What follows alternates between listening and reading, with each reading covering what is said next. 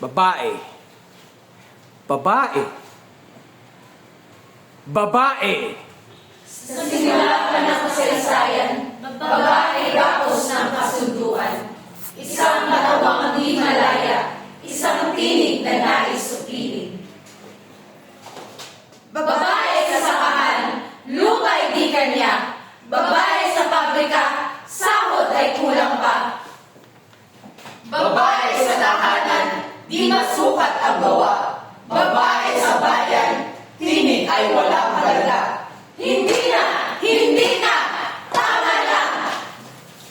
Ako ang manggagawang nagpapagal, ngunit ang sahod ko'y hindi patay sa lalaki kahit anong dasal. Ako ang guro, tagahubog ng kinabukasan, ngunit bakit niyuyura ka ng aking kakayahan? Kami ang ina, ang ilaw ng tahanan. Ngunit bakit sa lipunan kami iniiwan? Ako ang abogada, sa batas ay dalubhasa, ngunit ang hustisyang hinahanap, hindi pa rin nakikita.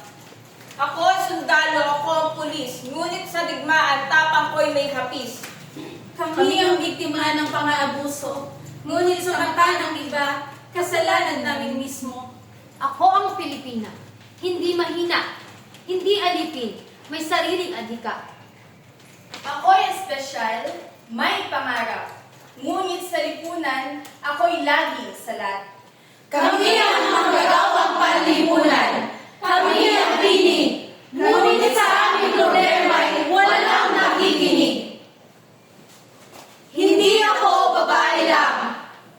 Ako'y babae. Di matiilang, di kayang yurakan ni Numan. Kailanman. Ako ang Pilipina, matatag, matapang, tagapagbago ng bayan, hindi mawawala ng pag-asa. Babae sa lahat ng sektor, aangat ang bukas sa bagong Pilipinas. Kasama siya! Kasama natin siya! Babae! Okay.